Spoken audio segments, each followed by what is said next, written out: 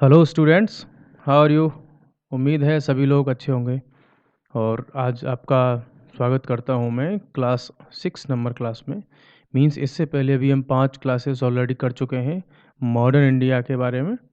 और जिसमें last class में हमने कर्नाटक का प्रथम युद्ध देखा था। ठीक है, आज हम करेंगे कर्नाटक का द्वितीय युद्ध। काफ़ी इम्पोर्टेंट है, काफ़ी सारे क्वेश्चंस यहाँ से आते हैं और आज हम इसको बड़ी इजी तरीके से पढ़ेंगे। बड़ी आसानी से आपको ये लर्न भी हो जाएगा, आप भूलेंगे भी नहीं। तो आइए स्टार्ट करते हैं। अब हमने पहले इससे क्लास में जो पढ़ा था तो देखा था कि भाई कर्नाटक का पहला युद्ध हुआ और वो किसकी वजह से हुआ था कि यूरोप में फ्रांस और अंग्रेज, मीन्स फ्रांस और ये दूसरी तरफ अंग्रेज, फ्रांस के लोग और अंग्रेज, इन दोनों में आपस में वहाँ पर युद्ध हुआ ऑस्ट्रिया के उत्तराधिकार को लेकर के। तो इनकी लड़ाई इंडिया में भी वही चीज़ हुई और वो ख़त्म भी हो गया वो युद्ध। सेंट थॉमे के युद्ध के लिए उसे याद किया जाता है। तो आज हम बात करते हैं कर्नाटक के द्वितीय युद्ध की। इसका कारण क्या था? देखो, पहले वाले युद्ध में तो ये हुआ कि कंडीशंस यूरोप में बनी, लेकिन यहाँ ये जो युद्ध हुआ इसके लिए इंडिया की ही कंडीशंस जिम्मेदार थी। और दूसरा कारण जो जिम्मेदार था वो था फ्रांस और ब्रिटेन की जो कंपनीज थी उनकी महत्वाकांक्षाएं, उनकी एम्बिशंस, क्योंकि वो भारत में किसी न किसी रूप में अपना डोमिनेंस स्थापित करना चाहते थे। इस वजह से भी इनकी लड़ाइयाँ हुई। और क्या कारण था कि ब्रिटेन और फ्रांस दोनों ही इंडिया की इंटरनल पॉलिटिक्स में क्या कर रहे थे, इन्वॉल्व हो रहे थे, अपने आप उसमें इंटरफेयर कर रहे थे। तो इनका युद्ध होना भी लाजमी था और ये युद्ध हुआ है 1749 से 1754 तक। तो कारण देख लेते हैं भाई। जो आज का हैदराबाद है, जो हम आज, तो वो राजधानी है किसकी, तेलंगाना की, लेकिन उस समय बड़ा स्टेट हुआ करता था और वहाँ का शासक हुआ करता था निज़ाम। ठीक है, और दूसरी तरफ थे मराठे। ठीक है, इनके भी क्या होते रहते थे, इंटरफेरेंस वगैरह होते रहते कर्नाटक वगैरह में। तो उसकी वजह से कारण बना। पहला हम मामला देखते हैं हैदराबाद का। जो हैदराबाद में जो निज़ाम था, आसफ जहाँ मुल्क, निज़ाम मुल्क जिसको हम बोल देते हैं, निज़ाम उल मुल्क। ठीक है, ये आसफ जहाँ मान लीजिए इसकी डायनेस्टी थी। ये क्या हो गया, ये डेथ हो गई इसकी, आसफ जहाँ की। ठीक है, और अब उसके बाद इसके दो पुत्र बचे। एक तो था आपका मुजफ्फर जंग और दूसरा था नासिर जंग। इन दोनों में बोला कौन भाई इसका अब निज़ाम बनेगा, शासक कौन बनेगा। तो अंग्रेज़ों के लिए और फ्रांस की कंपनी के लिए, दोनों के लिए ये मौका आ गया कि चलो भाई इसमें रोटी सेकी जाती है अपनी राजनीति की। तो अंग्रेज़ों ने क्या किया, अंग्रेज़ों ने तो नासिर जंग को, आज ये जो है वाटर मार्क ज़्यादा हो गया है, सॉरी उसके लिए, कल से मैं ध्यान रखूँगा।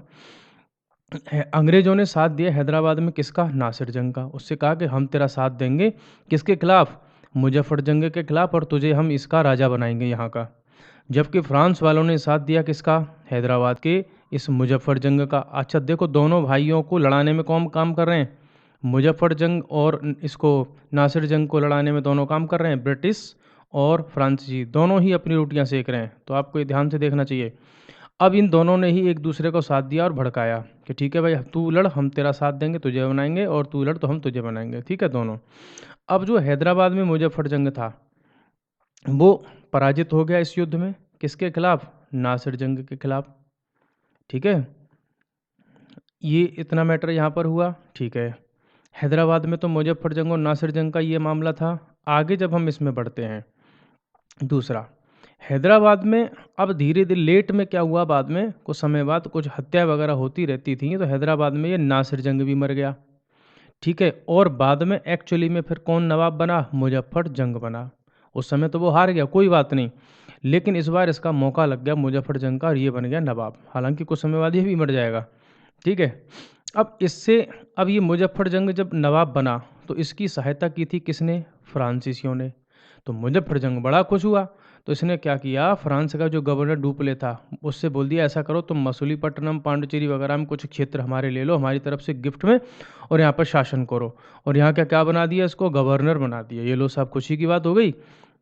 मीन्स अपने ही क्षेत्र में उसको किसी एरिया का गवर्नर बना दिया, राजा जैसा अधिकार दे दिया कुछ कुछ।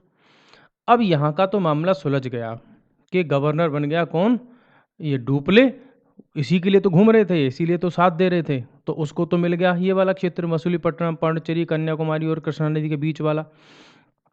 अच्छा, और वो इनका मैटर यहाँ पर हो गया क्या सॉल्व। और इधर मुजफ्फरजंग को कुछ गद्दी मिल गई जिसके लिए उसने फ्रांस वालों की सहायता ली थी।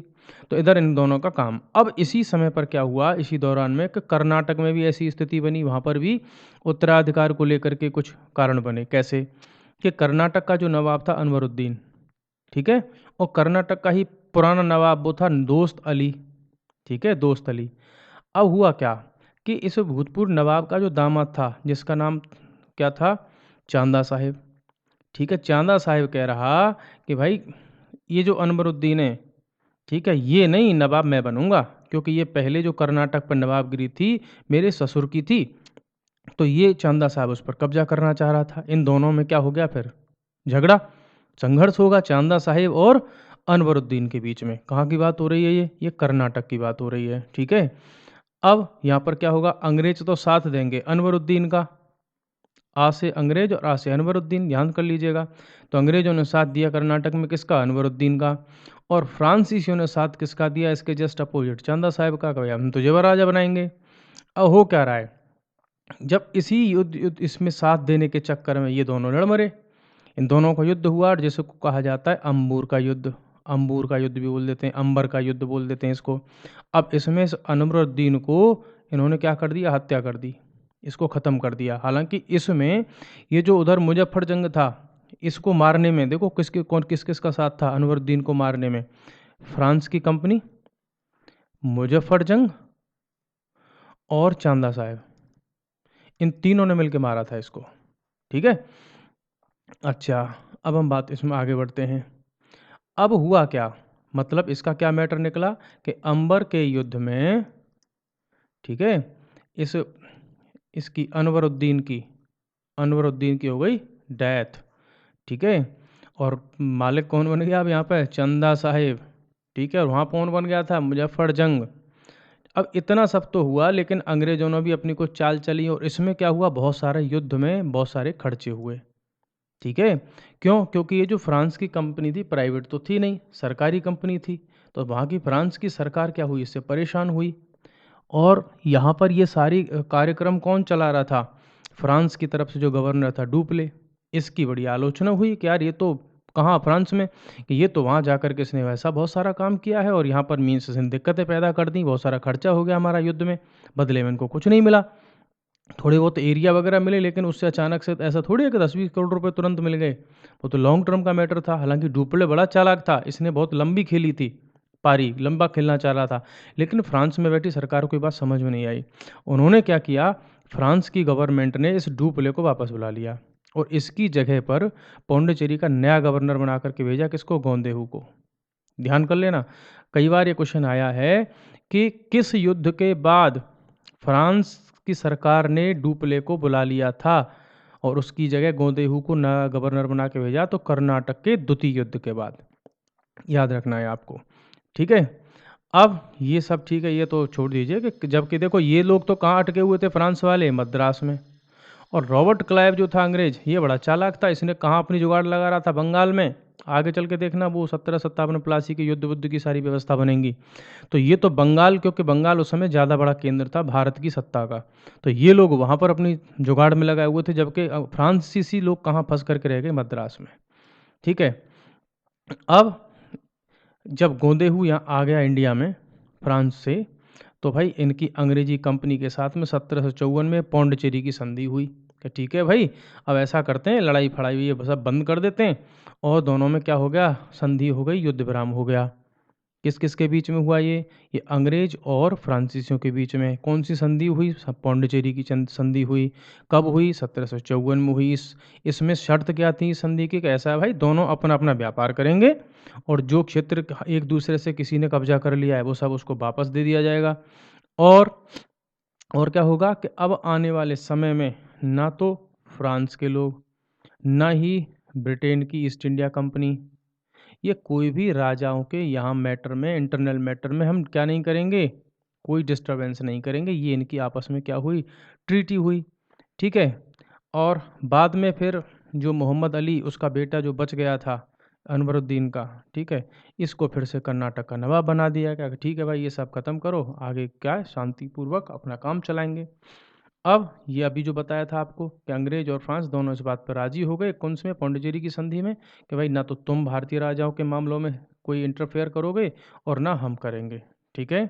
अब देखो यहाँ से नई चीज़ क्या निकल के आती है कि ये जो भारतीय राजाओं के मामलों में हस्तक्षेप करने की जो चालाकी स्टार्ट की थी वो किसने की थी? डुप्ले ने, फ्रांस वालों ने। और इन्हीं नीतियों को आगे चल कर के अंग्रेजों ने फॉलो किया और भारत पर राज कर बैठे। ये क्वेश्चन भी कहीं आया है कि अंग्रेजों ने किन की मार्ग नीतियों का मार्गदर्शन किया। दूसरा, डुप्ले ही पहला व्यक्ति था जिसने भारत में यूरोपीय साम्राज्य की नींव डाली। कैसे? कि इसने किराए पर अपनी सेना जो है भारत के राजाओं को उपलब्ध कराना शुरू कर दिया था। और यही काम आगे चल करके, ठीक है, जो सब्सिडरी अलायंस वगैरह ये सब बनाएंगे अंग्रेज, इन्हीं नीतियों को क्या करेंगे, वो फॉलो करके भारत पर राज करेंगे। ये रहा, ये लिखा हुआ देखो कि अंग्रेजों ने आगे चलकर इन्हीं नीतियों को अपनाकर भारत पर कब्जा किया था। अब दूसरी बात, ये क्वेश्चन और आता है कि भारत में सबसे पहले विदेशी सेनाओं को किराए पर रखने वाली व्यवस्था किसने शुरू की थी? तो भाई ये था आपका डुप्ले, फ्रांस के जो लोग थे इन्होंने ही शुरू किया था सबसे पहले। अंग्रेजों ने तो बाद में इनकी नीतियों का क्या किया, फॉलो अप किया। ठीक है। अब इसका निहितार्थ क्या निकला इस युद्ध का? इसका निहितार्थ ये निकला कि भाई जो यूरोप के जो लोग हैं, फ्रांस वाले हो गए, ब्रिटेन वाले हो गए, इनको अगर भारत में सफलता चाहिए तो भारत के किसी राजा की हेल्प नहीं चाहिए इनको। उल्टा भारत के राजा अगर सफल होना चाहते थे तो इनको किसकी ज़रूरत पड़ रही थी? यूरोप के समर्थन की, यूरोप की इन कंपनीज के समर्थन की। तो ये अंग्रेज और फ्रांस इस बात को समझ चुके थे कि भारत के राजा अंदर से क्या हैं, खोखले हैं। तो इनको भी मौका मिल गया कि बेटा क्यों ना अब इनके मैटर में क्या किया जाए, इंटरफेयर किया जाए और भारत पर कब्जा किया जाए। तब इनको भी यहाँ से क्या मिला, मोटिवेशन मिला। ठीक है। और दूसरी बात, ये जो मोहम्मद अली कर्नाटक में और हैदराबाद में कौन, सलाबत जंग जो मुजफ्फर जंग के बाद बना, ये दोनों एक दूसरे के मतलब प्रोटेक्शन देने की बजाय एक दूसरे के दुश्मन बन गए। और यही चाहते थे अंग्रेज और फ्रांसीसी। अंग्रेज तो विशेष कर चाहते थे मीन्स फूट डालो और राज करो की नीति पर। ये दोनों एक दूसरे के दुश्मन हो गए। अगर भारत के राजा उस समय पर एक दूसरे के एकजुट हो जाते और मीन्स आपस में लड़ो, लेकिन भाई बाहर वाले को इंटरफेयर मत करने दो। मीन्स अगर ए और बी कोई दो भाई हैं, आपस में इनके अपने बहुत सारे मतभेद हो सकते हैं, लड़ाई झगड़े हो सकते हैं, लेकिन कोई सी नाम का व्यक्ति बाहर का व्यक्ति है और वो आकर के इसमें से किसी की मदद करना चाह रहा है, इनको भाई तीसरे को मत आने दो। भाई भाई आपस में लड़ो, एक हो जाओ बाद में, कोई दिक्कत नहीं, लेकिन बाहर वाले के लिए आप हमेशा एक रहो। आपस में खूब लड़ो, ठीक है, दिक्कत है, लेकिन तीसरे आदमी के लिए दोनों एक हो जाओ।